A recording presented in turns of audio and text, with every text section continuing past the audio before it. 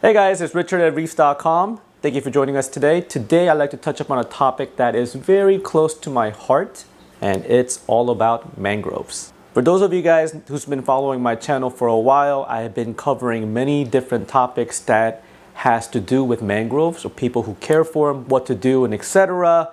Tanks that have them, and get personal information directly from Mr. Mangrove himself, Julian Sprung.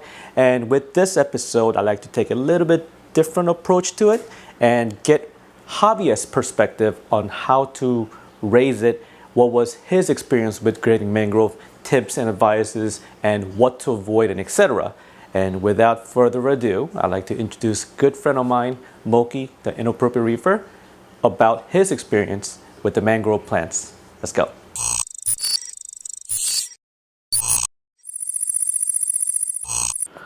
Hey Richard, thank you for your invitation for me to share a little bit about my journey with the mangrove tree behind me right here. My mangrove is growing out of a 17-gallon, really simple reef tank.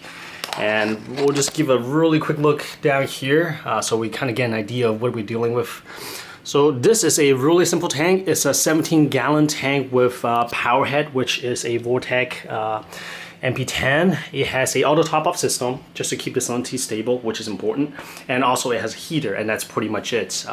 In terms of supplements, etc. for the corals, there's none. I rely on water change.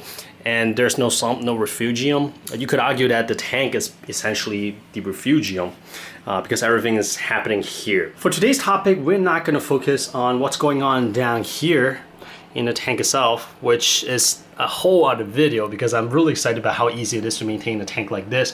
But rather, we're gonna talk about what's going on here and how do I keep this mangrove happy. Let me preface this by saying that most of the mangrove care information I got from reading Mr. Julian Sprung's really helpful PDF, as well as some of the interviews and videos he did on YouTube. There are a lot of fantastic information out there created by Mr. Julian Sprung.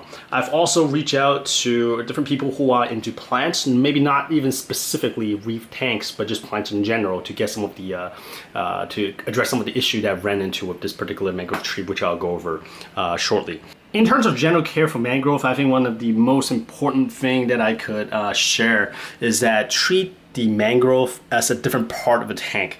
More often than not, a lot of people kind of just throw a mangrove pot into the sump and just call it a day and just rely on maybe the refugium light to help lit the mangrove. And sometimes it works, but more often than not, you'll find that maybe the leaves get crisped and the pot just kind of die off. So there are a couple different reasons of that, but for me in general, I like to think of the mangrove tree as something different. It needs potentially a different set of lights. I think most of the time maybe aquarium light would work as well, but they would be better off if you get them a dedicated, even a really cheap grow light would do well. And you can kind of raise them to a certain height so that you don't burn the leaves. And the other thing that seems to be really important is that they are actually surprisingly sensitive to salinity changes. If you are going from, say, saltwater to freshwater, totally fine. You can just plop a mangrove pot or a tree directly from a reef tank into a freshwater tank. However, when it comes time to acclimate a freshwater grown mangrove to saltwater, it needs a while. It needs like 2 or 3 weeks to slowly raise the salinity. And that's one thing that I picked up from Mr. Julian Sprung. One thing I keep hearing is that they do uptake magnesium from the water pretty readily, so they may deplete your tank of magnesium. I have not personally really focused in and tried to test it, but just with that in the back of my mind, once in a while I do dose some magnesium as well. In terms of mangrove health and debugging the issue, last year I ran into a situation where at least 12 leaves near the bottom of the tree just turned yellow and then turned dry and crisp and just dropped within the span of 2 weeks. I was freaking out because the mangrove was doing really well in this tank up to that point. And I started talking to a lot of people, and based on how the leaves was turning yellow, there are certain ways that the plant leaves turns yellow. It was a case of nutrient deficiency. So at that point, I was like, aha, I guess this tree is growing to a point where just regular feeding to the reef tank and the fish poop no longer supplements what it needs. So what I ended up doing is, number one, I started dosing liquid fertilizer, which I do once in a while. It's just basic freshwater plants fertilizer like Thrive Plus. That's one I use. And sometimes I dump a little Chaeto Grove as well, because I figure, okay, if those things are good for macroalgae, I'm sure plants can use some of that. And of course, I may not doing such things so haphazardly in a fruit bloom reef tank, but because if you look at this tank, I keep mainly like soft corals here who are not too demanding. So I figure, okay, you know what, should be okay. If things really go south, I have a bigger tank down there that I can move the corals into. But all as well as it goes well, up to this day, I still once in a while squirt some Thrive Plus in there. The second thing that I really think help is using root tap. Now, root tap, for those of you who may not be familiar, is actually small pills that has like a little fertilizer in there. And what you do is you just kind of jam it into the sand bed near the root. So I do that every couple months. Every time I notice we got a little yellow leaves going on, I was like, okay, maybe this nutrient deficiency based on how it's yellowing is coming in. I just jam some root tap, step up a little fertilizer, and usually that kind of reverses the course. There's one more recommendation that comes pretty often when it comes to mangrove, and that is misting. I was not a believer in misting, even though I'm sure it does not harm the tree. It can wash off the salt creep and whatnot. I did not used to miff at all for the first year and a half. Because I remember Mr. Julian Sprung mentioning that misting is not required for mangrove, and they keep the salt out using pressure in the root system, so they do not excrete salt from leaves. Now, I'm parroting. I'm sure Richard is going to go more in details with Mr. Julian Sprung.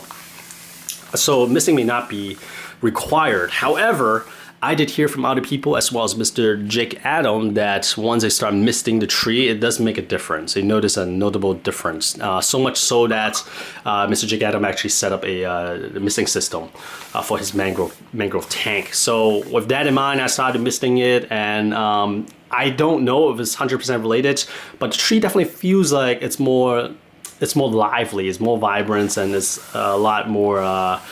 It just seems happier, if that makes sense. So just as a general maintenance, I like to just pick up a fine mister and mist it every other day, and I do that to my house plant as well, which is kind of taking over my computer room. Look at these guys right here. But again, today we're not talking about house plants, we're not talking about corals, we're talking about mangrove. So if you're asking me for my biggest takeaway in keeping this mangrove tree, what I would advise somebody who wants to try it is to really just don't treat it as a second thought or afterthoughts for your reef tank.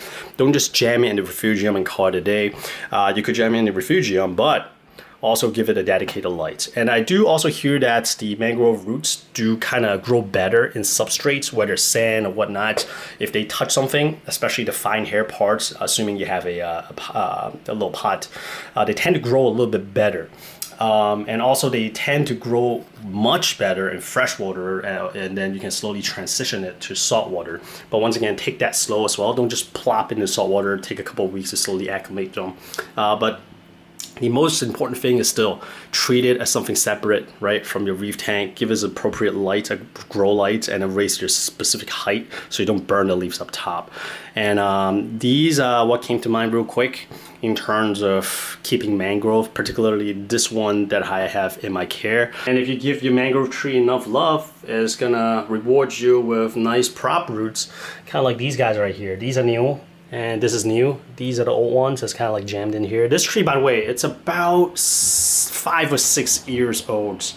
So it has been a joy. I love this mangrove tree. For the most part, I am actually keeping this tank running simply to keep this tree because I love it so much. I cannot see this tree going into the 145-gallon tank. I feel like it deserves its own display like this, where it is kind of like the main character. Once again, thank you, Richard, for inviting me to share my experience with keeping this mangrove tree, and I am always trying to learn how to provide a better environment for my mangrove as well.